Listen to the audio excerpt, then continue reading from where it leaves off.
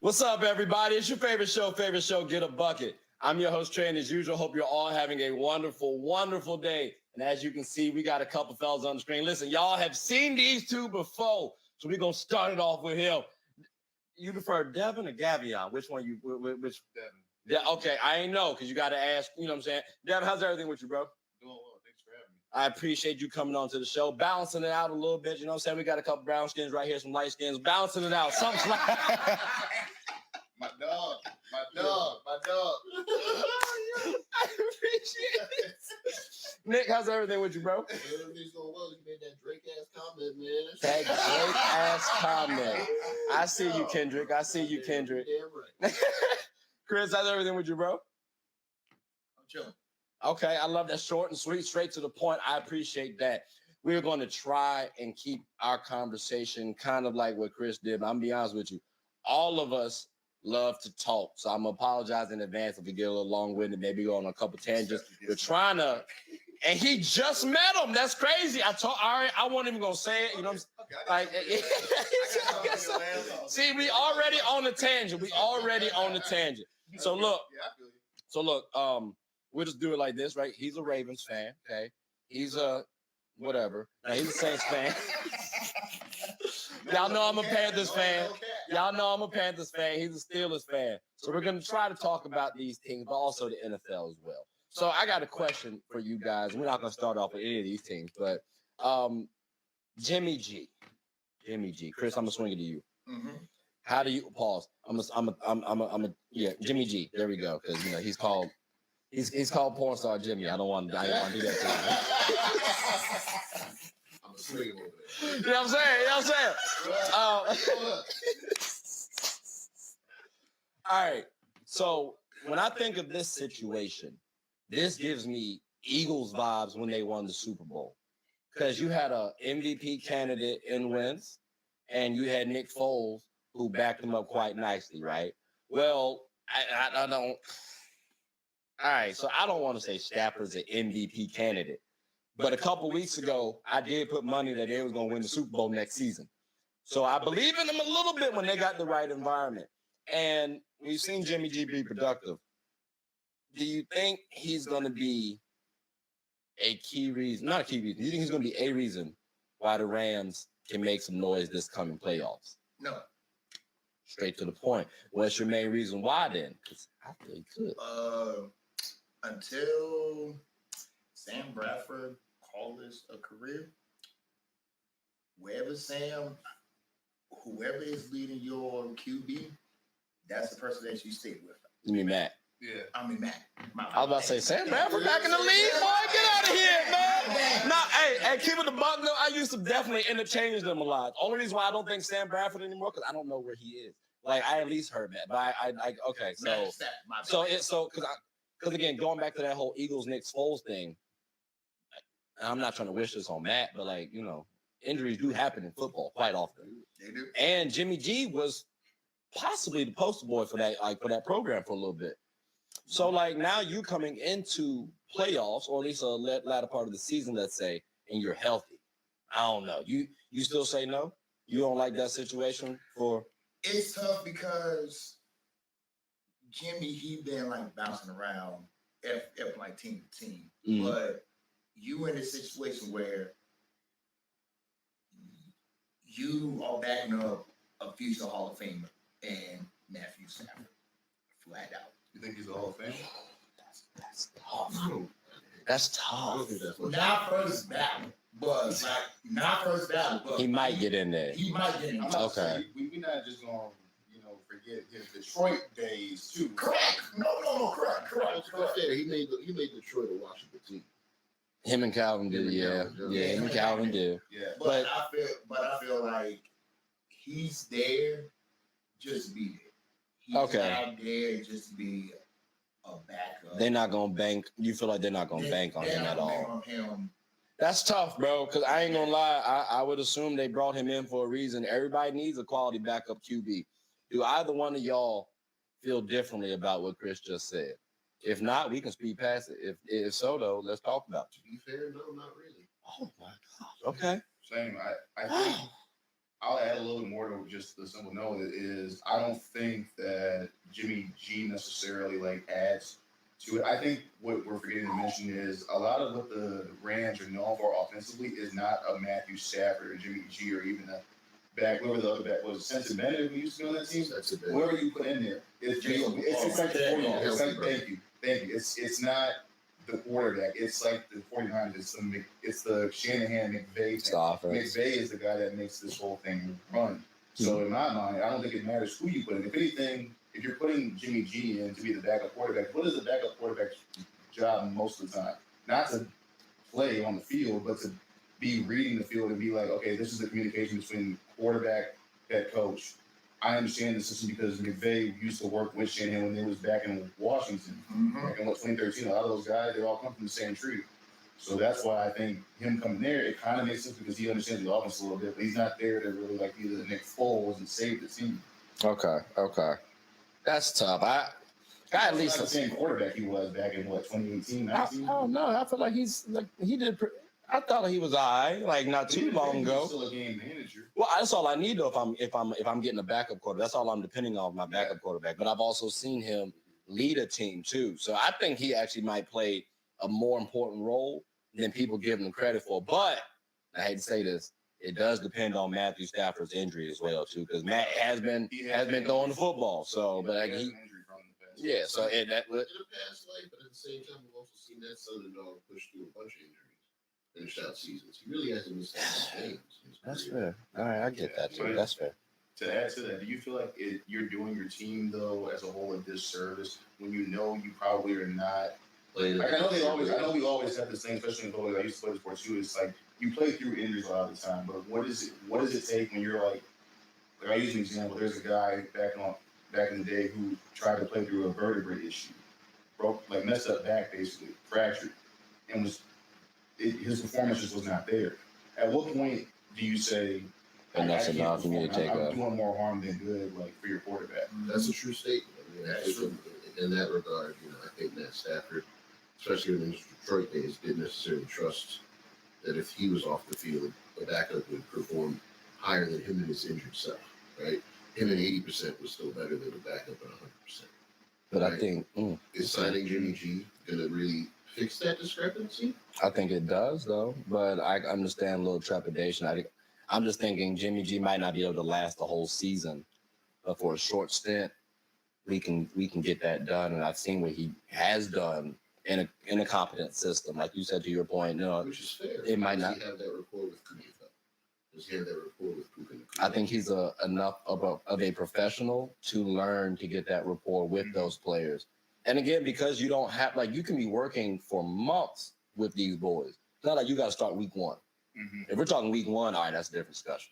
Yeah, but you get time to work with them. I understand they still got to work with Stafford, but they've worked with him before, so maybe you can scale some time back and work with them. But I'm also trying to talk up these Rams right now because I just want my FanDuel parlay to hit. That's why I'm trying to go for it. That's really that's really the crux of it. But what we're gonna do is, Chris, hit us with some would you rather's right fast.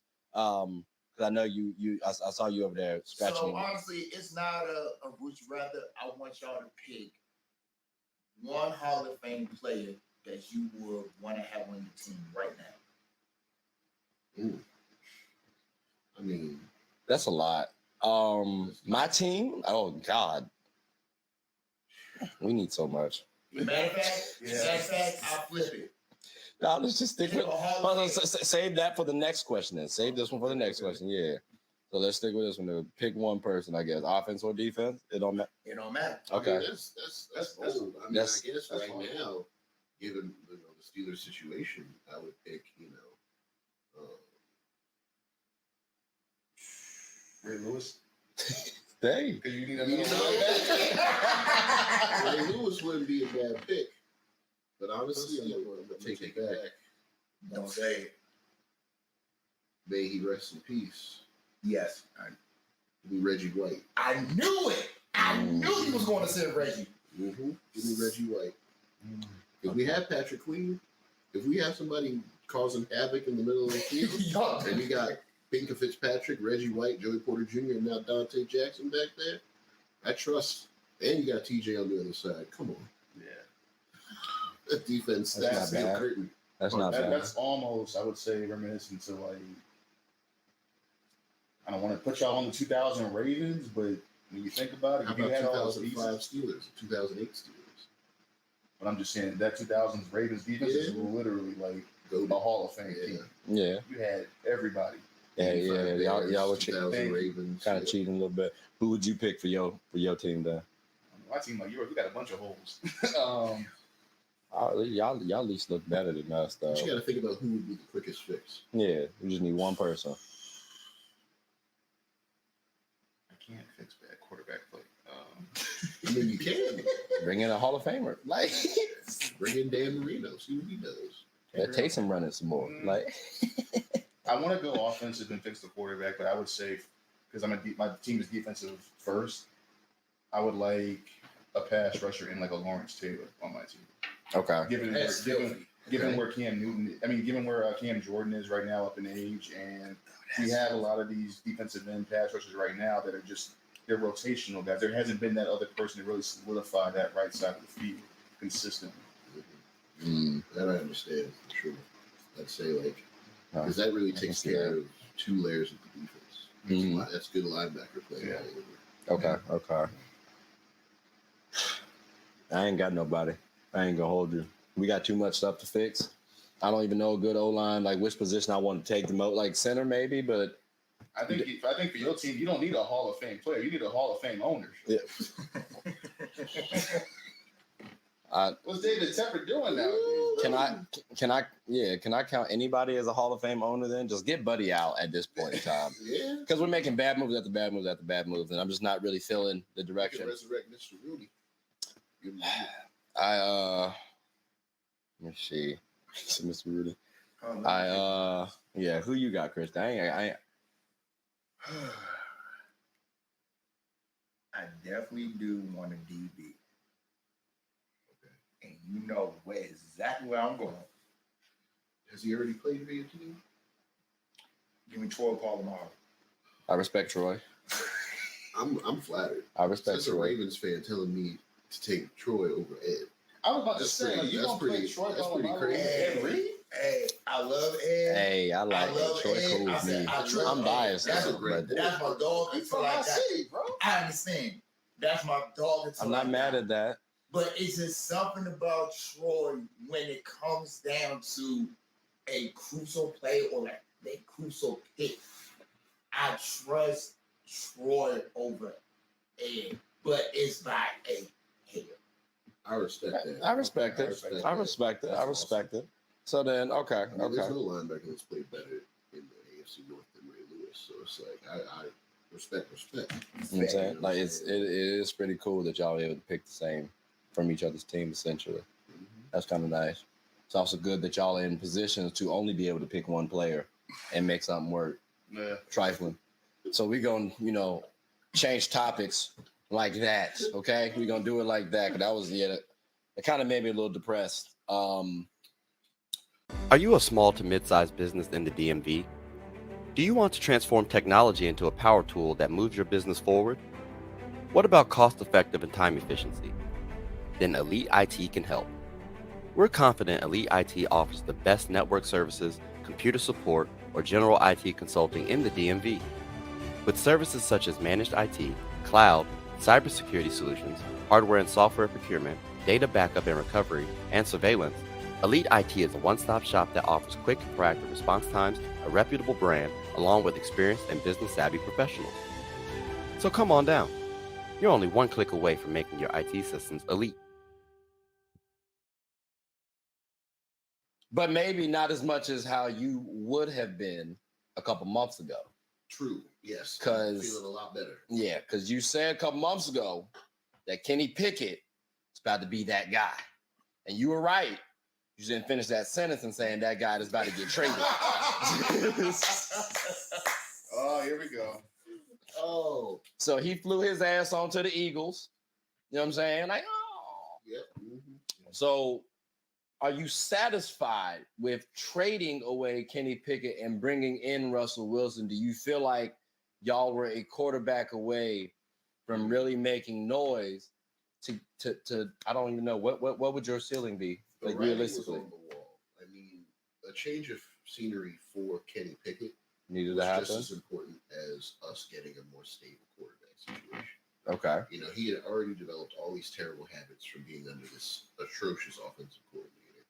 You know, the Kevin Colbert era is over. Speaking of Troy, respect to you, Kevin, for all you did for our franchise, but you were losing it in those last couple of years, and our team franchise was tanking. Because for the longest time, we followed that standard of being, you know, we bring someone in, loyalty. We don't do any deals in the offseason. We're not really attacking the free agent market. We're not making trades, no splash plays. We keep it in-house. We develop in-house. We play in-house. And it worked for a long time. It did, right? But that's not the modern wave of football, because we weren't thinking in the new wave of football, you know, in this more air raid style of offense, right? Mm-hmm. It's more West Coast style offense becoming more rampant, running back usage disappearing, right? We weren't accounting for those things, both defensively and offensively. So thank God for the con artist himself, Omar Khan, coming in and deciding we need to throw away the book, because we keep getting to the playoffs, losing, and now we have a middle of the pack draft pick.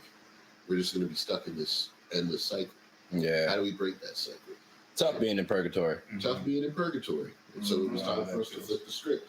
Kenny Pickett was just the latest victim of that. Okay. You know what I mean? He wasn't good enough to warrant more development.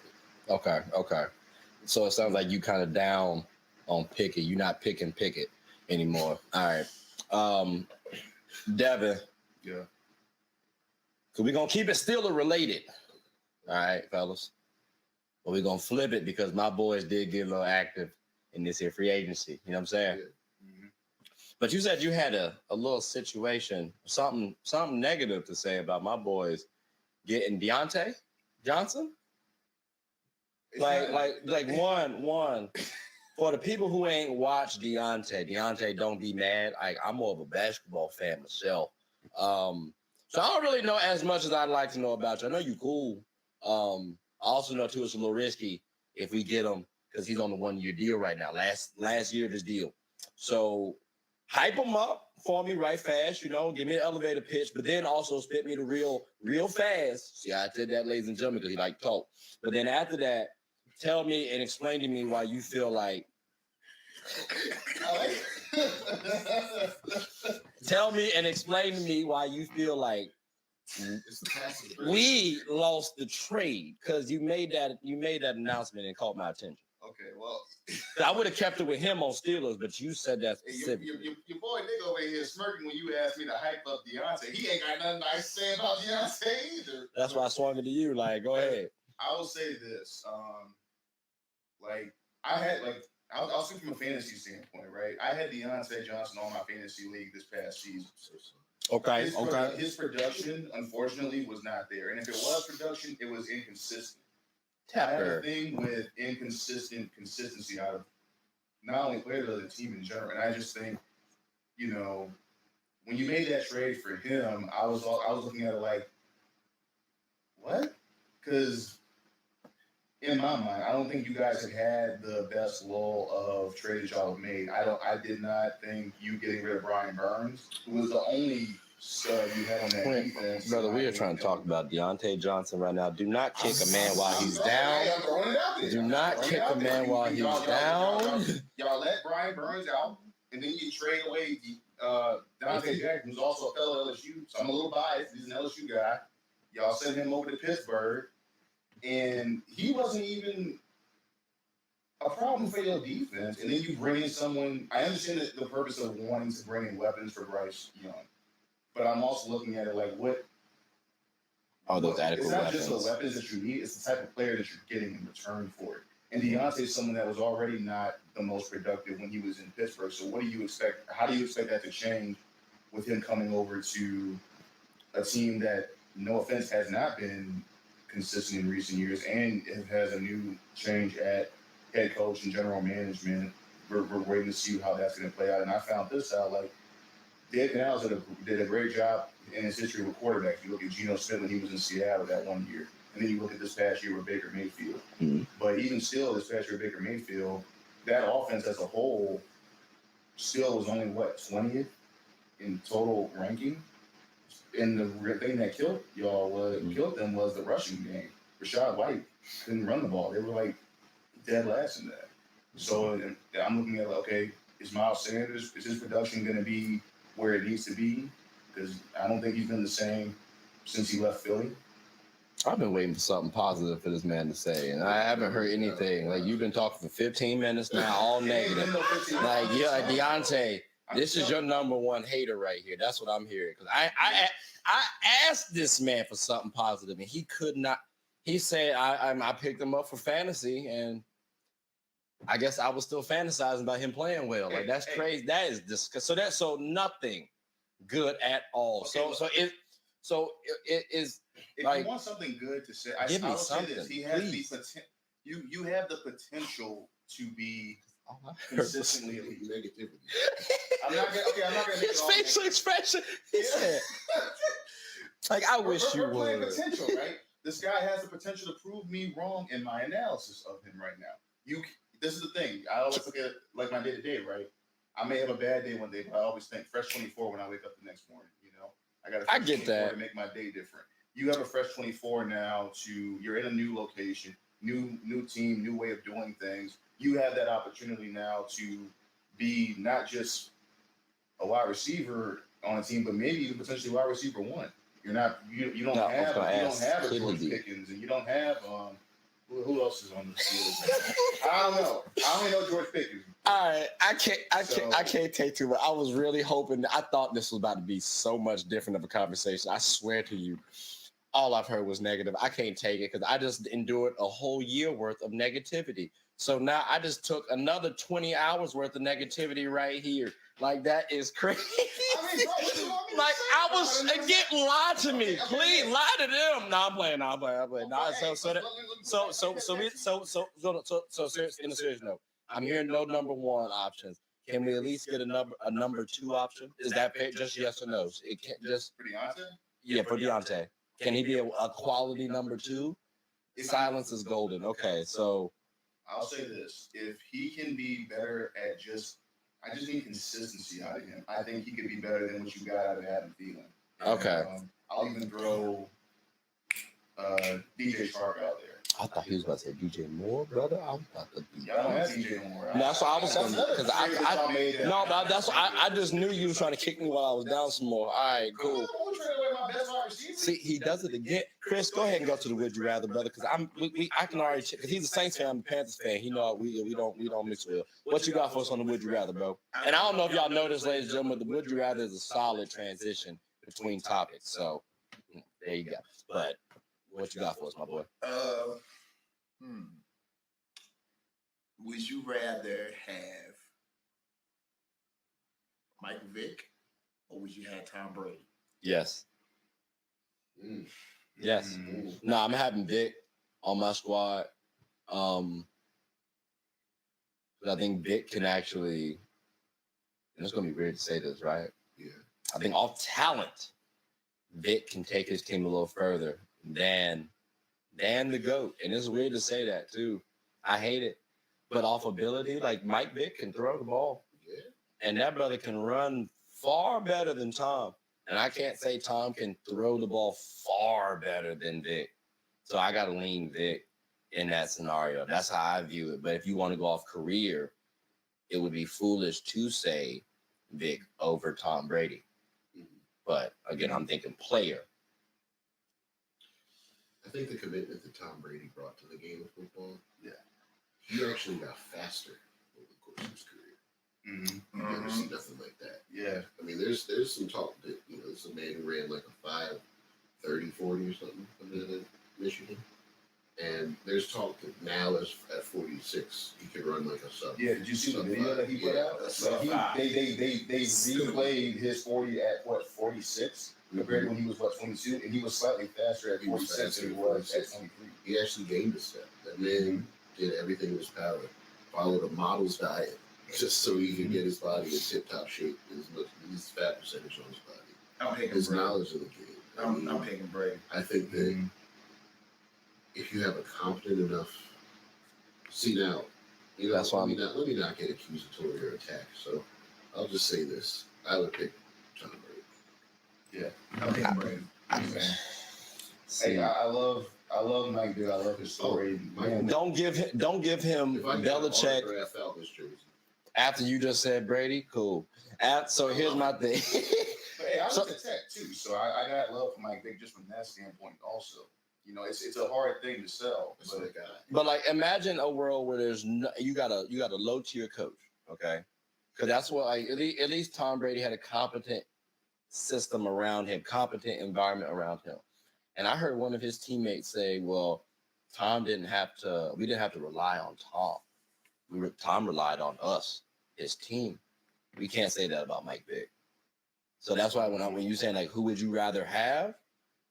Well, if I put Mike Vick in Bill Belichick's team, maybe not system, might have to tweak it, but like it's a different team. Like that's a much scarier squad because now you got a top tier defense backing up Mike Vick, who was elite, arguably the best player in football. The only issue is if Boston or Foxborough, if they was not as quote unquote racist, I can see where you're going with it. They lessen it once you win that Super Bowl.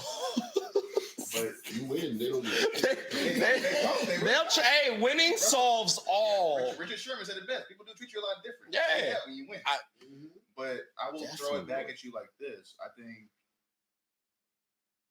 because you're talking about the system and what he had as a whole. Do you think Bill Belichick is as elite of a head coach Be careful. without Tom Brady? Because I'm going to flip it like this. Mike Vick, when he came back, who did he go to? Andy Reid. And look at Andy Reid and his resume.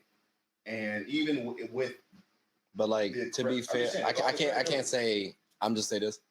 I can't say I feel like that's a little unfair. Tom Brady and Bill Belichick won the Super Bowl. And Tom Brady is still there though. Michael Vick and but he went to Andy Reid, who's now still winning Super Bowls But Mahomes. But he was close. He also had a mean hiatus. Like imagine Vic with time now to be with a coach for his entire career. Imagine Vic in his prime not having to carry the squad solely. Well, of course. But is that not what Tom Brady did? We saw him for almost 17, 18 years with New England. And then what did he do? Because the truth is, I think he had. So you remember you were talking about consistency earlier? Mm-hmm. I think this helps your narrative out a little bit more. Tom had a more consistent environment around him. Mm-hmm. I get you on the change up, but for me, I guess I don't hold it on Vic. I don't hold it against Vic because of what happened. He went to prison, of course, then comes back. It's definitely also a mental thing battle that I think Vic had to go through. It wasn't just getting back in the game of football and finding a love for it. It was also, he had to go through a really tough situation.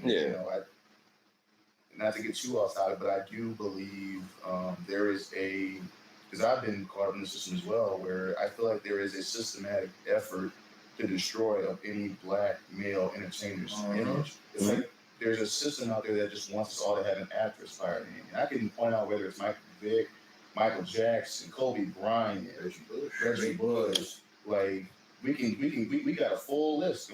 I can maybe name one white athlete with an actress, and that's Ben Roethlisberger. No offense. Manziel? Yeah, I mean Manziel. Yeah. Okay, but it won't. Friends in passing, no one brings up. And Manziel don't really get brought up nowadays. He actually got a whole Netflix documentary on him. He was on Club Shake as well. Yeah, so I mean, it did turn out a little different for him. Okay. Yeah. That was so moral of the story. All y'all picking Brady. I'm picking Vic. I get it too though, because again, talking about the career, I appreciate you on the intangibles piece mentioned earlier. I get what y'all are saying wholeheartedly. I just saw that brother Vic go at us a couple times every season, and I'm like, I wish he was on my team. I wish he was on my team, man. We could have you know what I'm saying? walk-off wild card win, making them two Vikings run into each other and bump heads. That's an all-time great play I've ever seen in a football game. I mean, that right there was probably the greatest run, in my opinion, of all time. I would dare say that. And to be honest with you, like Michael Vick, again, signed Falcons jersey. I would appreciate it. But, what's it called? Time is the test of, man. And the truth is that, it wasn't a sustained career for a reason. Mm-hmm. And Tom Brady, he just kept it going. He kept it going. He got better. I tell you what, because I feel like that's a solid topic that we can actually invest in, because it also leads into a little bit of Lamar Jackson as well, because play styles, right? That's what I was about to bring up. I think a better argument instead of, it's like Mike Vick versus Tom Brady. It's almost Lamar Jackson versus Pat Mahomes. Yeah, but I mean, that, like I said, that's going to be another topic for another day. I just wish that we had somehow, somewhat gotten Mike Vick during free agency. But speaking of free agency, though, Hooping is an activity that can be enjoyed by all. It's a team game about getting and stopping buckets. Everyone's always rushing to the gold. Well, make sure to rush and watch Team Gold Rush, one of the best teams in the Special Olympics of Virginia. Team Gold Rush even has former NBA All-Star participants on the team. Clearly, they've struck gold. Ready to suit up and practice? I know. We talking about practice. Not a game. We talking about practice. Practice still makes perfect. So when the opponent starts hitting their shots, Team Gold Rush can bounce back due to their training. Remember, offense sells tickets and defense wins championships. Watch us get a bucket and rush for the gold. We aim to be that gold standard. So want a team where you can win and have fun? Team Gold Rush is your number one. I just got a couple questions here, fellas. I don't know how y'all feel about these players, right? Mm-hmm. Chris, we're going to start it off with you. Tyron Smith, the offensive tackle. Last time I checked, he was on the Cowboys. Where's the best fit for Tyron Smith outside of my Panthers? You can get ample playing time. I swear to God. Like, one team, best fit for Tyron Smith.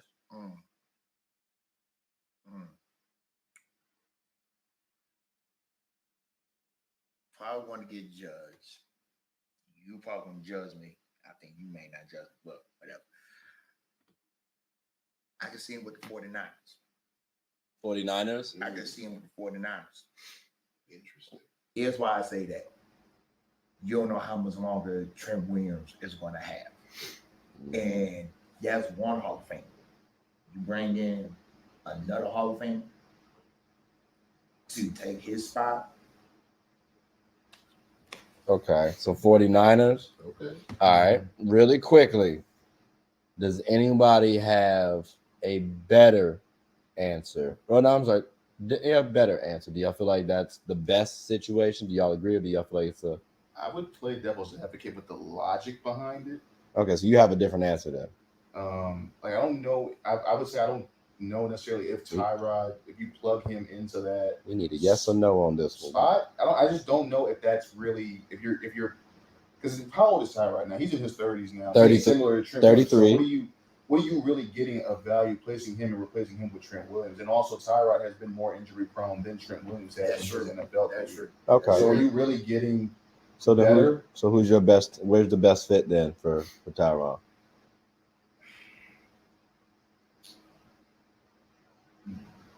That's real tough, honestly.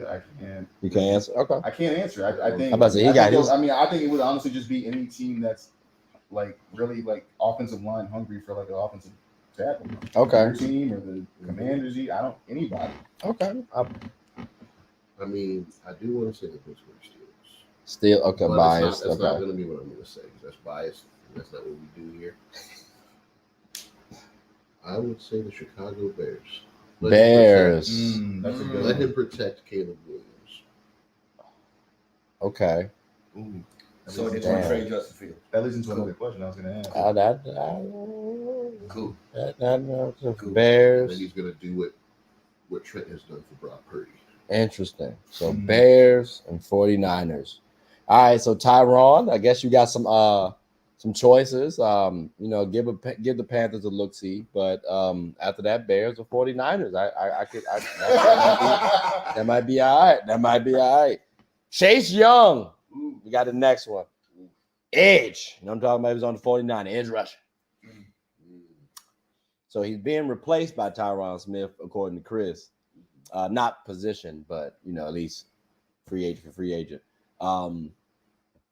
Where you think the best fit for Chase Young is? Best, not this or that. Top. I don't want to say it because I'll say it because I know my team needs it, and I'm gonna say that the Saints could really use. We need a pass rusher right now to compete alongside Cam Jordan now, and he's visited with my team today, I believe. Now, where I'll have a little bit of pushback against that idea, as much as I like Chase Young as a person, and I think it would be a good fit because a lot of his old teammates from Ohio State are on my team currently. The thing that I would push back on is, like I was telling your boy earlier, was effort. When you look back at Chase Young, it's like the talent there, the prototype, everything is there, but the effort when he gets off the ball, it really leaves me scratching my head. And yeah, he half-asses a lot of it. Like I went back and looked at the highlights earlier today from the Super Bowl, and there were a lot of times you see Chase Young get off the ball, but then he's jogging towards where the quarterback is. He's not rushing like Nick Bosa is. Nick Bosa, he's still trying to chase down Mahomes. You see Chase Young just kind of jogging towards wherever the ball is. He's not. Where's the drive? Where's the hunger? Like I question whether or not he got all the physical tools, not the intangibles. But does he want it? Does he want to be a winner? Like lacking intangibles is pretty big. I also want to note too, he's 25, so I get you from a timing perspective. I'm going back to when I'm 25. Man, I was immature. I ain't want to practice as much as on things that I'm doing. So I do understand that part. Yeah. And that is the fair point to bring up. You got to bring up intangibles. That's why when you were talking about Brady earlier, I was like, yeah, I do get that. And I think, I was going to add to it. I think it doesn't help that, like, I could understand maybe taking more of a chance on a guy, like if he was still with the Commanders, because the Commanders as a whole, the organization just needed a lot of work. And I could see maybe why he wasn't as productive as he needed. But you got traded to a team that was a winning organization and a winning team that went all the way to the Super Bowl, but you still didn't really you still were kind of giving a half-ass effort. Even in the Super Bowl, it was like, what are you doing? Like, do you not want to like continue your career? Like, what matters to you? It's starting to sound like you think he need to take a hiatus from football, come back in a year or so, like mature up. That's what I'm hearing. Because it could also be maybe he just needs to be in the right situation. I know. So what? I know that. Is that y'all's situation? Is that y'all team? Because you did say your team. That was the only team you listed, I think. I mean, the Ravens need to be pass rusher. I mean, what's going to happen with Jadeveon Clowney? Are you guys going to resign Jadeveon Clowney? You got a little life over there. You got a little life over there. Steelers fan, would that be the best fit for you for Chase Young? The Ravens? Yeah. I keep picking AFC North teams, but I would actually say the Packers. Put him in a situation where he's got nothing to do outside of football. Put him in a situation where he's there hungry, fighting in the dogs and the wolves with a lot of other cats who are trying to become the guy, the pass rushing guy in Green Bay. Interesting. They just, Lucas Van Ness, right? They want him to come on the scene and become the guy. So now you got to fight for that spot. It's not guaranteed that you're going to be the lead pass rusher. I kind of like that. Yeah, I like that too. I like Packers. I like a Packers. I like something like the Texans. Texans just need some pass rushing moves though. They got Daniil Hunter, so they don't really need an edge rusher like Chase Young. But I will say, I think him with the Raiders and Antonio Pierce and what he brings to the table as a coach, I think that would also be a good spot for Chase Young, just to have that guy that the players respect. And like you saw the change from Josh McDumbass to Antonio Pierce as the head coach, and how much the players started to want to play for that. I could see the Raiders being a little better noise if they improved the quarterback play just a little bit. That brings me to another point. Yeah, but that I'm about to say let's. Or did you put your hat in the ring on Chase Young? Because I know he said Ravens, and we did say best fit. So do you agree? Even though he's a mail-in favorite, I'll say a mail-in and resident, I definitely do got a team that could fit him perfectly. The Jets. Okay. They are already a running team. Mm-hmm. You put Chase with that suffocating defense. So I think that'd be I could see interesting. that working just because they did just trade away Huff to the Eagles. Mm-hmm. Okay. So So it sounds like a gap to fill on the defensive line. So it sounds like Chase got a lot more options than Tyrod. That's what I'm hearing. Oh yeah. Yeah, and there's an 8 year. I mean, there's an 8 year age gap too. So I'll do throw that out there. The only thing in question is, can he actually pick it up? Yes, it's got to be the right head coach. And I think the And you win. bring a lot of young talent. Okay. I say The like Raiders are dogs, and the Jets. Robert Saleh. You don't let that defense slide. You know, I can tell that, and that's why I think it the almost Saints seems would like make they sense too, practice because the DA defense. takes pride in that defensive side of the ball for the Saints. So you know he's not gonna. Todd Grantham is not the type of defensive lineman that's gonna. Yep. Like we about to transition on to the next. I ain't mean to cut y'all off, but we've been talking about we've been talking about Chase for a little too long. We good. I'm gonna make this one my final one here for this because we got other things we're gonna talk about. Mike Williams. I wanted to bring. There's a lot of people on this list too that I was going to choose from. You know, Jadeveon Clowney was up there, but Mike has been someone interesting to me because he seems like a wide receiver number one that constantly gets injured. Age 29. So for wide receivers, wide receivers, they snap early on and then start to taper off right after that 7-year mark. So we starting to look at that taper off year. That's crazy. So I mean, it would make sense. We just doing all the they need wide receiver. we get all the lesser talent. All right, I guess I put quotations around that because he still needs to come. He still can potentially come to the Panthers. So I definitely put quotations around that. But there's injury history that we got to factor in. I'm not mad at Mike. I think that would be a good situation for him because there's no pressure. So you get to cool. Do y'all also agree, Panthers? And this time it actually seems genuine, I guess. I mean, even though he went to Clemson, but he's somewhat back close to home. So you think that works out in us signing him because he went to Clemson? Kinda. So that's okay. Kinda. I think bringing him in on the growth at the second year could break for Bryce Young. We're getting Deontay Johnson and getting Adam Thielen and saying, here are two people who will take some pressure off you so you can shine down the field. Give him a chance, Because to me, Mike Williams is one of the best contested catch receivers in football when he's healthy. That's fair. That's fair. I'm going to throw a curveball out there. Jacksonville. They got an opening. They do have an opening. Yeah. Calvin Ridley's gone. He's going to Tennessee. But they got Gabe.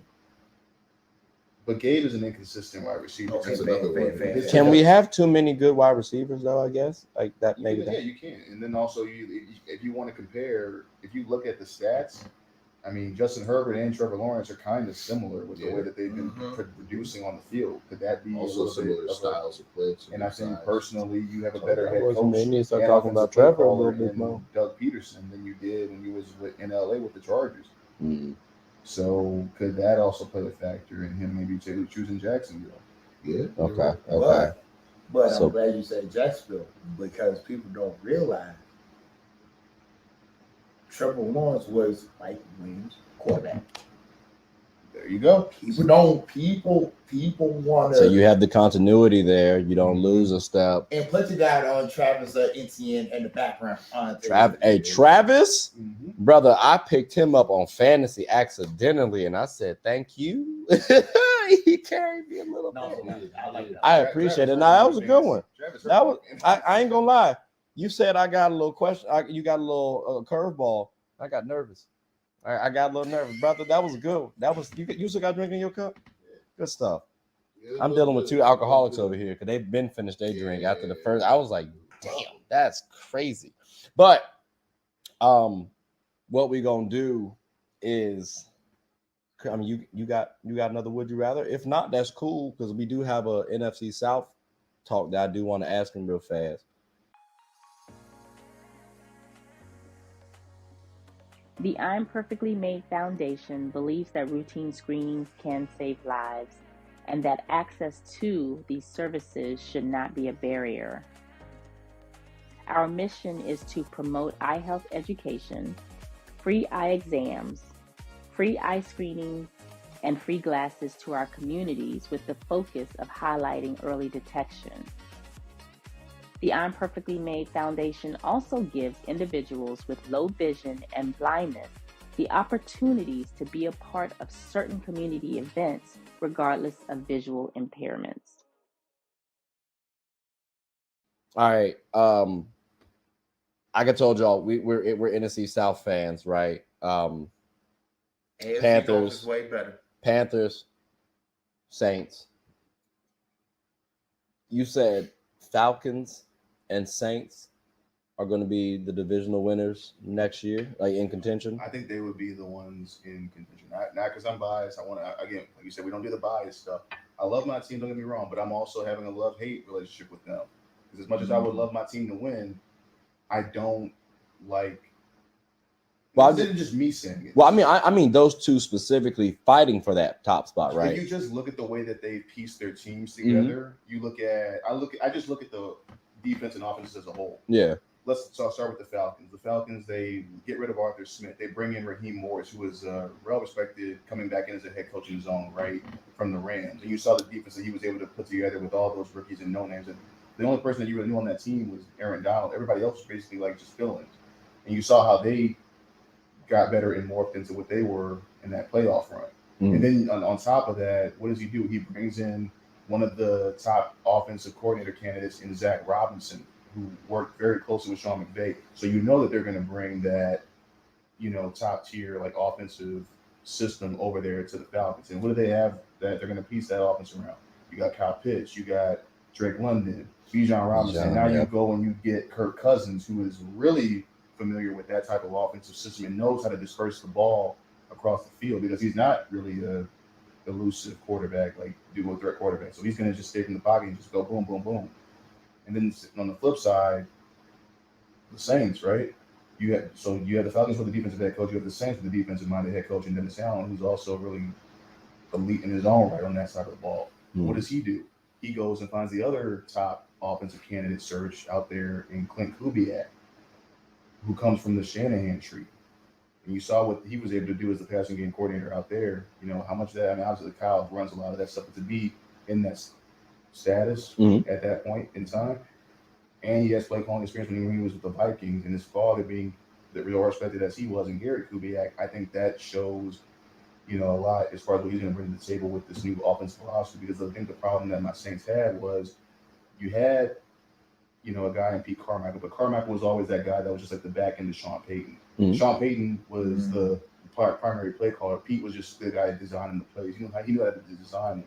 There's nothing wrong with that, but you can't always, you can't always pick and choose. They just worked really well together. And then when one part was gone, the other just didn't work. So they both kind of built pretty decently. They're both built pretty decently. I think both make some moves. They're just built very similar. And the only reason why, but the Panthers, in my opinion, they're just. I think it's still. Well, see, I was about to say, like, rebuild, so we know us. Yeah, we know us. See, he tried to keep kicking us while we down. No, I'm not. My thing is that yes, you are. Nah, so my fine. Let's talk about your Panthers. I swear I said that at some point in time, and he just didn't care. But no, so my question is this, then, and this is I'm gonna throw this to the group because again, you told us already.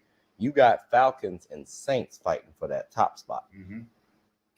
I don't know if you was watching though, but the Bucks really just got to the playoffs. Now I know going back and winning it back-to-back years, that's tough to do.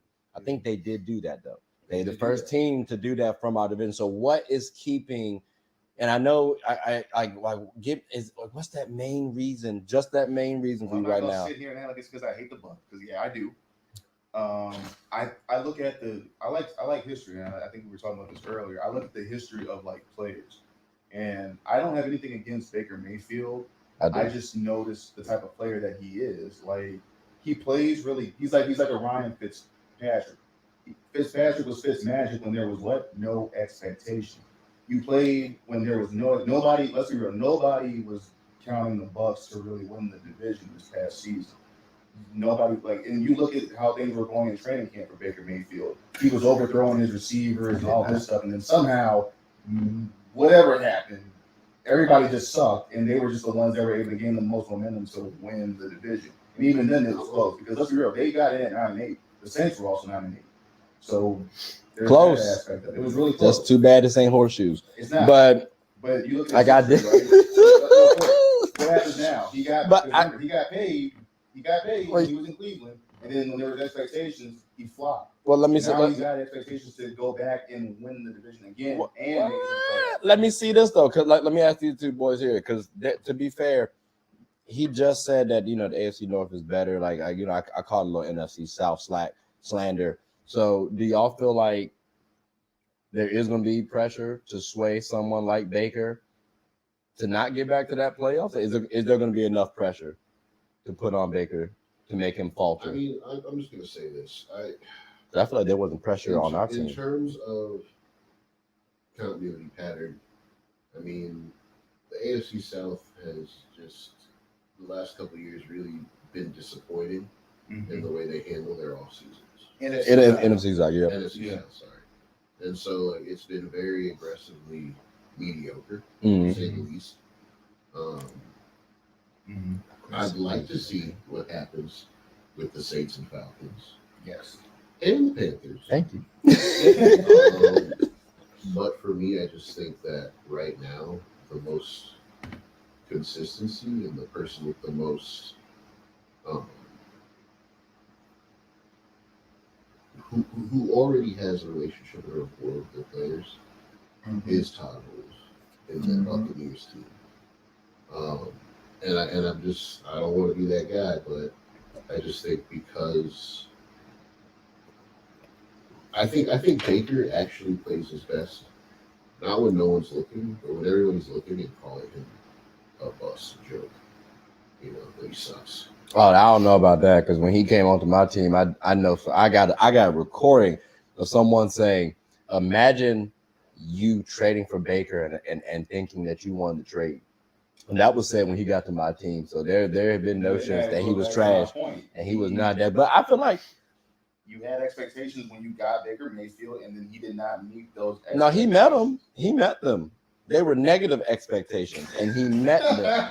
So that's what I'm saying. Like I hear you, because when you usually put eyes on somebody, all right, now we get to see who you are. Going to basketball real quick. It's called get a bucket. So I get to throw my little, you know what I'm saying? There.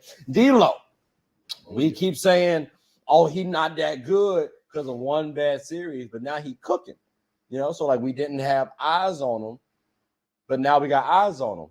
So he's turning up his production a little bit. And so I'm curious that that'll happen with Baker. And I'm very sorry that I have to do this. But how much of that fell on the Panthers? A lot. Because look what happened with Bryce Young. Can we compare Baker to Sam? I think Sam. I'm saying Sam to me looked more competent with us than Baker did.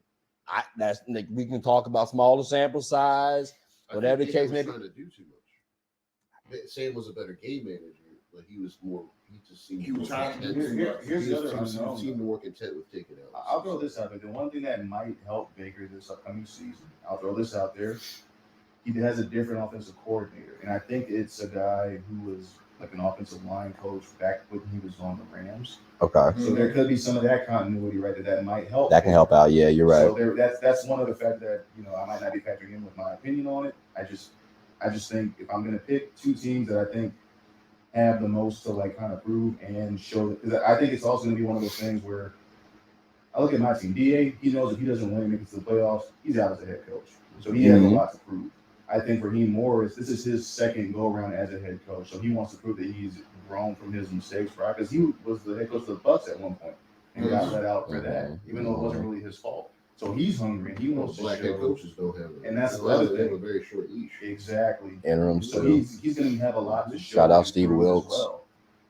So Okay. there's that aspect of it too. I think those two guys are going to be probably the most hungry. I know I respect Todd Bowles, but I also think like them winning the playoff, getting to the playoffs, winning the division the last 2 years. That puts a He bulldog. wouldn't be at risk of losing his job if they didn't make it. That's fair. So that's putting a bullseye on them. The other teams are hungry. I get that too. I genuinely do. You sign a guy who understands the system. And yes, the system will change a little bit under the new offensive coordinator. Mm-hmm. But the way that you go about your daily life isn't going to change much for Baker. He's comfortable there now. You look at the way that the Falcons went out, got a guy who was playing up north and tore his Achilles, who was also in his 30s, and gave him $180 million when you had Justin Fields in the same division, young, 26 years old. I'm sorry, less than 26 years old, with more than enough ability to at least be able to. I mean, you're talking about 1,000-yard rushing quarterback. Why is nobody? We were just singing Michael Vick's praises. I'll throw this out there. I was afraid Justin was going to go to the Falcons because he's from Atlanta, and I like him as a person. But here's what makes no sense to me, and I hate to throw you out there, but the Falcons, there was no way you cannot convince me otherwise that they did not have the resources to go pull Lamar Jackson from Baltimore. It seems like that's a thing, right? Like they're going out of their way. They could have got Lamar Jackson if they wanted. Can I throw this out there? But I don't know because Desmond Ritter. But I never had faith in Desmond Ritter. But I'm just saying, as a black quarterback, because he is mixed. He looks like Logic, but he's don't throw Logic out there, bro. And I'm just saying that is this fear because of what Michael Vick did and the rhetoric behind that bringing in a young black quarterback to a city that's to the blackest city in America is not, you'd think that would be profitable, but maybe that's a narrative that they don't want anymore. Why would they go get this broke down white quarterback because proven to not be a consistent playoff contender? I can answer that right now. You want to take it first? Yeah. Because they saw what Matt did, and they think that Kirk could somewhat lead them to the promised land. I think there's a little bit different resources though on the Falcons nowadays compared to back then. I will back you up on but this. I hear it. I hear the logic. Okay. Besides whatever Carolina got. Why do you keep throwing because it's facts. Yeah. Because I'm about to say you the last person to talk about this here topic because we still got one more to talk about. That's fine, but still. Besides the Bucks, the Falcons, and the Saints, those are probably the three teams that is literally going to be a horse race to get the division. Anything besides winning the division or get a home game in the playoffs, those two other teams is going to have questions going into the offseason. And that's why I think our team, our conference as a whole is so interesting because if you really dissect it and break it down, a good 3 out of the 4 teams in the NFC South are pretty much similar. Everybody's following the same model. You have the Bucks offense, the Falcons offense, and the Saints offense are all following basically the same system. So it's going to be a matter of who can execute it the best. Mm-hmm. And Kirk Cousins, it makes sense why he would go to Atlanta because Zach Robinson, similar offense to Kevin O'Connell. They have rapport because Zach Robinson was an assistant in Washington. So there's rapport there. That tree is worth. That tree is very, very fruitful with a lot of young assistants that are now becoming offensive coordinators. In the NFL, a copycat league. Yeah, no, that is true. That is true. So at this point, I just want to say, Panthers, start copycatting someone productive. Please look at the top, go all the way down. Please, at some point in time, I'd greatly appreciate it. And matter of fact, just have people retire at this point. And that's what I like to do. But look, so quick to fire, fire. No, fire people. fire people, Oh, yeah. not the players though, people as in management. So when you But like I said, though, retire, right? We're gonna transition okay, on to the next topic. You ain't got no would you rather, do you? Keep flowing. Pat. Although I did told them though, the transition would be yo would you rather. So now you making me look like a liar on TV. No, That's what I'm saying. no. That's crazy. I'm a politician out here in these streets now. I love it. So look, here's what we're gonna do. I got a would you rather. Ooh, That was interesting. We're gonna do this quick then. okay. We're gonna do this quick, ladies and gentlemen. I'm gonna time it too. Mhm. It's 7:37 right now, Okay. live. Okay. We're gonna be done by 7:40 on this would you rather. What you got for me? All right, let's say you're an NFL quarterback of a franchise. Would you rather go out, grab the most money as possible as you can, and grab your bag Mhm. for the longevity of your career, Mhm. or would you rather pull Tom Brady / Mahomes and take a hometown discount so you can have the pieces around you to go at it every year consistently and win Super Bowls? Hometown discount. Hometown discount. Yeah, hometown. Success is gonna bring me more money Yeah. than me taking that contract. Ad revenue alone is going to be more than that contract. So do you? Value stipulation. So from that standpoint, do you believe? And you bring up this team. Do you believe the Dallas Cowboys would be more successful had Dak Prescott taken a hometown discount rather than? I think anybody could. I think anybody could, but only a few people can pull it off. And- That Prescott isn't good enough quarterback. He's not. to be able to be like, I also you build the pieces around me, I'll get you a shit. I think if you put good enough, like the right pieces, the right pieces around, and they're healthy. That's all I'm saying. Yeah, CD Lamb. The defense was a little. Ezekiel Elliott. I get it. I get you. You shouldn't have lost to the Packers. I'm not excusing that. Okay. But like, CD's still kind of young too. I can't put him as a bonus. He had a good season. He had a good season. What did he do the season before? And then the season before that. And the season before. You know what I'm saying? I ain't got that consistency yet from CD. So that's the only thing I'm saying. Like, CD, you're good. You're a good talent. But it's that consistency. So like, I do think there's a world where they could. But I do think every quarterback probably should take a discount though. Because you need your team. Like Brady showed it. And I think there are better quarterbacks talent-wise than Brady. But could I also argue that Brady's an outlier? Because I think because let's not act like he took the discount just to take the discount. He also had a multi-million-dollar wife on the side too that was wealthy in her own right, so he could afford to take discounts to help his team at the time. Dak Prescott. When you say we can afford to take, and I'm not trying to count people's pockets. I'm not trying to know what people's lives. Like I'm saying you got to like help people out and stuff like that.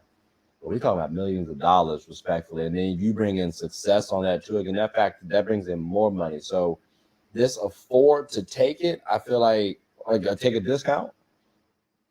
I kind of look at it as you're still making money where you play football for. like But either way, you're gonna be a millionaire. You're gonna be like, good. Unless you're an asshole, you're gonna stay a millionaire. Yeah. You know what I'm saying? So it's like you just have to realize what part of this, what makes this game matter to me. And it's like I only want winning mentality if I'm building a franchise. And manage your money properly too, Because people go broke. Because as much as we can easily all sit here and say that, what was the issue that we had a couple of years ago?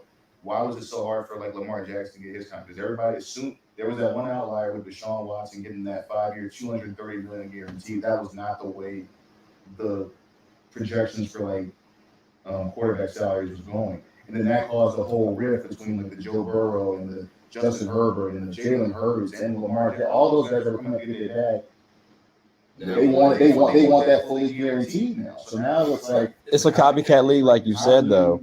But I don't think you need to and this is a life thing too. I love sports. It's a microcosm of life. You don't need to copycat everybody.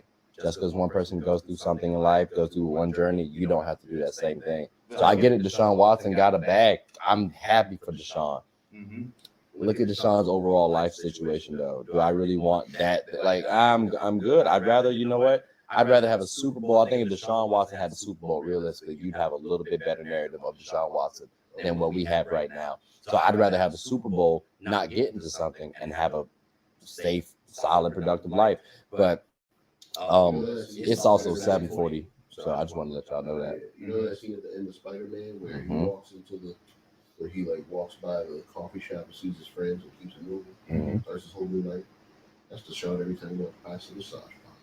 I did not know where that was. And with that, ladies and gentlemen, we gotta retire. We gotta retire the Would You Rather. That was the last one. Not ever, but just for this show. But that's a nice transition onto the next and final topic. Sports is one of the few things that genuinely connects us together. Whether with coworkers, friends, family, we all love the entertainment. Well, here on Get a Bucket, my goal is to talk about sports and its cultural impact. The WNBA, for example. The WNBA is loads of entertainment.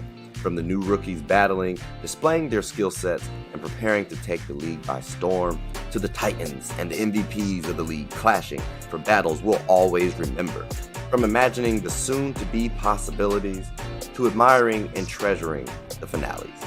Get a Bucket is a platform where other sports analysts, hoopers, coaches, and fans of the show come and talk about the WNBA, both negatives and positives. So if you haven't, take a quick peek. At the very least, you'll have a good time. Remember, sports is one of the few things that genuinely connects us together. So please, tune in and stay connected. And Nick, we got to bring it to you because you brought this one up, okay? But I'm gonna swing. I'm gonna have them talk real quick so that we can end on a good note, right? So real quick, because I need to make sure he gets his time in. Aaron Donald retiring. This is a 3-time depoy, arguably one of the greatest players we've seen in the game. No arguably about it. One of the greatest players we've seen in this game. Arguably the best player we can say we watched during our tenure of watching football. Like that, I think that's a factual statement. What's your surprise factor on him retiring at 32? Fuck, 32. Well, I guess too. Well, now he also bigger than everybody, so I feel like that's kind of young. He like a year older than me, so damn. But I ain't been hitting people like that too, though. So he's a little different. What's y'all surprise factor? My surprise factor is he did it on his own terms. When you say he did it on his own terms, what you mean? Like how do you? What I mean is, because there was talks like after the Super Bowl, this was going to be his last year. First, as a first home, say before you do anything, you got to talk to your family, make sure like this is the route that you want to go. Right. The wife say, "No, after that, do what you got to do for like a couple more years, and then call it a career." But surprisingly, that he did that this early and through his peak of his career, I'm surprised at. Okay. Man, he will definitely get a yellow jacket in 10 years. Oh yeah, that's But you were surprised though at that because surprised. Okay, out of curiosity, just list off the amount of years. You don't have to do anything else. How many more years did you expect him to play? I would say 2. Okay. How about yourself? Are you in line with the shock factor from him retiring? You were kind of surprised. Okay. Same thing. I honestly did not. I did not foreshadow getting a notification on my phone a few hours ago of him retiring, especially because again we had this conversation and it was all like, if you're gonna retire, you want to do it like you might as well retire along with the left tackle who retired, Andrew Whitworth. You retire together. Yeah. And you wouldn't have anything to prove at that point. You made it. The only thing he really wanted at that time was to get that ring, and he did it. And he accomplished what he wanted. So I would have thought retiring at 30, but okay. And he continued to play on. And I thought, honestly, I felt like he could have continued going until he was like 35. Like another 3 years of Aaron Donald, taking on double teams from the offensive line. Do you really think his production would have dripped off that much? Well, no. So I do think he still has a lot left in the tank, but I think he's also looking at it like, hey, he has a lot left in the tank. Maybe family played a factor in, and maybe he's looking at it from like the thing that we don't talk about with the NFL, right? They make millions, but they don't have health benefits like a lot of us citizens do. So maybe he's looking at it like, I want to have a longer term shelf life, even if it means I have to limit my football career. We saw that Andrew Luck. Kuechly could have kept Kuechly. going, and he chose to retire unexpectedly. Yep, Andrew Luck. Well, So Andrew yeah, Luck was there's also losing injury this whole prone. podcast. yeah, there's show. Make Andrew sure Luck got hurt a lot, though, so I show. can understand why he chose to retire. Same with And then RG3. if I'm gonna lose, at least get the terminology Yeah, right. man. Okay, so you said 2 years, you said 3 years. Both of y'all shocked. I kind of agree with you. I thought he could give another 3 years run. You and I talked about this months ago, and you actually said he's going to retire this year. Yeah. I like I said, I thought he would have had a few more seasons. Mhm. Aaron, if you might want to reconsider, like I got a FanDuel pick, which y'all boys win the Super Bowl. So if you would be so kind as to unretire, And it's in New Orleans this year, bro. you know what I mean? Hey, what happens in Nolan stays in Nolan. Go hang out down there. It's a game. So Real, Bourbon Street. so obviously you weren't shocked though. Not as much, but it's definitely still It still hits. It still hits. Um, Where do you see then the Rams going? Losing Aaron Donald, that was the big reason why I thought they could get to the Super Bowl next year. well, earlier we talked about Chase Young. Oh, Chase You know what Young I'm could be a saying? replacement. Chase He's Young's 25 doing years great. old. 25 years old. But Now, If you can trade him to have that dog, Let me throw this out there though, because I got to give my boy credit. Young rookie Kobe Turner went to Centerville High School, old teammate of mine, young boy. I played with his brother AJ.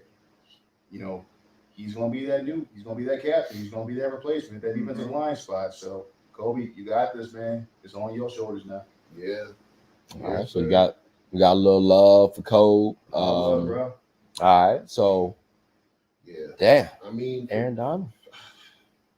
it's really sad, but it's like relieving because it's like you don't walk away from football unless you really are like Done. minded. Yeah, because this is something that you've been Because it's wanting something for that's your like- entire Yeah. life. And That's sports in general, too. You had to go through so many naysayers, and there's only a small fraction of people in this nation that play the Mm. game that you Love. love so much.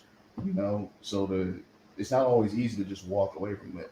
Fact. Jason Kelsey, prime example, Mhm. with the Eagles. Look at Cried all his for Howie heart out. Roseman over here doing all these GM moves, Saquon Barkley, this and that, and he over here like, oh man, we better come back and play center real quick. You know what I'm saying? So it's not like- something easy to just like walk away from. Yeah. What's outside of the championship, outside of the 3-time depoys? What's something? And mind you, I don't even know if I have the best answer for this because I'm not even the biggest Aaron Donald fan. I respect his game though. So no. When I say that, I mean like I don't study Aaron Donald. You hear him, man? I don't. Well, I'm not the biggest football head. Y'all, it's called get a bucket, not get a tackle, not get a touchdown, not get a pick six. Get a bucket. But like, what outside of the 3-time depoy, outside of the championship, what's something you guys would say? And we'll start with you. What's something you will always remember about Aaron Donald with his retirement? Motherfucker was a football player. Mm-hmm. That boy was fierce. Mhm. I mean, fierce. He was a dog. You know what I mean? Like, you listen to like the mic'd up with him, and it's like, somebody get the fuck out of my face. You know what I'm saying? His teammates going, hey man, nice sack. Get the fuck out of my face. You know what I'm saying? Smacking people, doing knife training in the off season to learn how to get his hands quick enough. Having motherfuckers stab at him, and he's knocking their hands away. That's Learn how tough. to become, martial arts, like literally doing anything in his power to get a quicker first hand than anybody I've ever seen play football. That is crazy. He puts his hands on people and doesn't let go. Doesn't matter what they do. That is Grown wild. men, Tyron Smith, Mhm. makes them look like children. Yeah, nah, it's kind of wild out there. What's your? I was gonna say, and let's not forget this too. To be able to be as elite and as crazy as he was, and let's not forget this. He was an undersized defensive lineman. That mofo was only like, I'm like 5'11", 6 foot. He's 6'1", Mm-hmm. and he was able to do what he did at that size. You say he undersized? Most For a defensive defensive tackle? tackle? He's for a defensive tackle. Chris to be- Jones to is like be- 6'5". Yes, he's a shorter defensive was tackle. Undersized and Aaron Donald, I did not think would ever He's go in the 6'1", same like, he's sentence. 6'1", But all right, 280. I mean, he's got the bulkiness. Don't get me wrong, but the height. yeah, To be because able to I be that small, but he's and because you don't see guys his size making it a whole lot in the NFL. He is a Anomaly. A very, I'm gonna pull very a name rare out of anomaly. a vault of football lore. So I'm a nerd for this sport. John Randall. Yes. John Randall. Yes. Okay. That's not okay. That was the last brother who was that small doing what he did at defensive tackle. Okay. And he didn't. And I mean, we don't talk about Hall of Famers. Oh, okay. So you're in good company. What do you? I was again outside of the championship, outside of 3-time depoys, and outside of what these two boys said. What do you remember about Aaron Donald? He might be the scariest motherfucker that I've seen since Lawrence F. Taylor. Winsworth on that. You never seen a cat from Pittsburgh that literally eat from day one. And I mean not like eat, but I'm like eating in day one in one of the toughest in the business in all of football. You got to deal with San Fran twice, the Cardinals twice, and Seattle twice, and you hold your own for 10 years. Mm. I could never like. I never seen a 6'1" DT do anything like that in my life. Yeah. And to put it in perspective, right? Like, would you say that you would be more fearful of Aaron Donald being in front of you than Calais Campbell, who's 6'6"? You know how big Calais Campbell. He played on your defensive line for the Raiders, and you saw how big that Well, was. yeah. I'm not trying to be in front of Aaron Donald. You the Raiders, but you know how big Calais Campbell was. Would you say that you're more afraid of Aaron Donald? Yes. Oh, absolutely. So that just goes to show how crazy that guy was. Very feared. Okay. Never feared that headline. I think. Oh wow. I think. They used to make fun. They were making fun of him in training camp. I think it was the Raiders. They were practice squadding with the Rams. They were making fun of Aaron Donald. So I'm like, That's crazy. I always again I wasn't the biggest fan, right? Only because I'm a basketball fan. But learning that this man actually got double teamed more often than anybody else and led the league in sacks consistently. And that is disgusting work, bro. Like that just shows to your level of dominance and greatness. Like anybody can be great. Again, going back to basketball, there's moments where Zion looks unstoppable, but the consistency isn't there for me. But I get that from Aaron Donald. So I appreciate seeing that from him. So I just wanted to make sure everybody gave their flowers to Aaron. And obviously, it's going to be very tough to see another guy like him. Okay. But if there was anybody in the league right now, just list names. You don't got to list no reasons, nothing like that. Who's one person? Y'all hear me? One person, no reasonings. We ain't got to do all that. We just talked about Aaron Donald. Who would y'all want to see, or who do y'all expect to be the next Aaron Donald? I put that in quotations. So, who does it have to be a defensive lineman? Because I can name a defensive player who I think is on the same. I'll let you do defensive players. So we're gonna start off with Chris, and then go like that. It's pain for me to say this. TJ. Watt, all right. Watt power. Yes, sir. It's pain for me to say it. All right. Who you got? I gotta go with two guys: Fred Warner, Demario Davis. You gotta choose one though. I'm gonna go with the younger guy, just because I love Demario, not because he's on my team, but he's getting up there in age a little bit. But I'm gonna go with Fred because he's a little younger, and you see how he flies around on that field for that 49ers defense, which is not easy to play for. Okay. I think Fred, the way he tackles, the way he hits, and he's still young, and he does everything that you would need out of a middle linebacker: pursuit, pass coverage, everything. Okay. He's that guy. How about yourself? Yeah, it's a pretty hard question. I'm not gonna lie to you. I would have to say, just in terms of the way that he's feared in the league now, and the consistency, just based off just the physical talent, Myles Garrett. Probably. about Miles Garrett. I Yeah, forgot about Miles. yeah. Miles Garrett. That's tough. That's a good one. Miles Damn. that is a good one. I wasn't thinking about the AFC North. My bad. That's tough. That is a good one. All right, so tell me. All right, so is it fair to go Michael Parsons? No. Yes. No. I get 2 no's and a yes. I No. appreciate you. So we all right. I on the consistency piece, I'm not trying to argue. Okay, that's why I'm saying no. I say Because that don't I think say this the next Aaron Donald, I think him. But I do hear you. I do hear you though. So what we gonna do is we're gonna table this one, right? Because I do think that leads to another discussion. Okay, well, who's gonna be the next big, defensive player in the league, right? But that's gonna be on another episode, ladies and gentlemen. So you got a verbal confirmation. We will be back. We will be back. But I hope you all enjoyed this. Fellas, y'all have anything you want to say before we close up shop?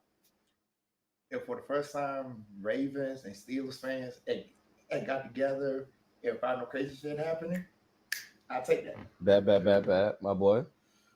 Thank you for everything you've done for the game, Aaron. That I love too. watching That too. Okay.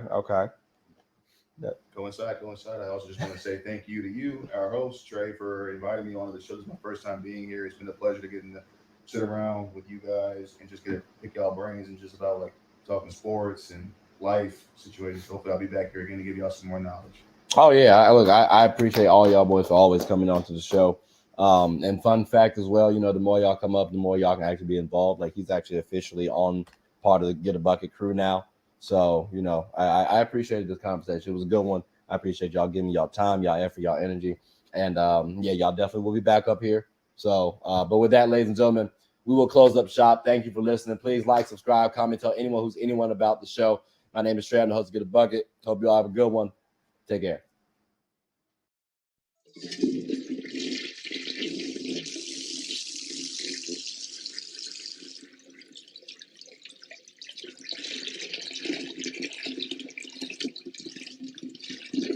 Oh, I did not know you guys were still here. As you can see, we're at the back end of the show. No pun intended, but look, hope you all enjoyed it. And before you go, please subscribe to the YouTube channel, follow the IG account, share the content to anybody who's anybody. And most importantly, leave your thoughts and comments below. But I got to go back and play Buddy in 2K, so let me unmute him real quick. Excuse me. Hey, boss, I'm back. Nah, you better catch this word.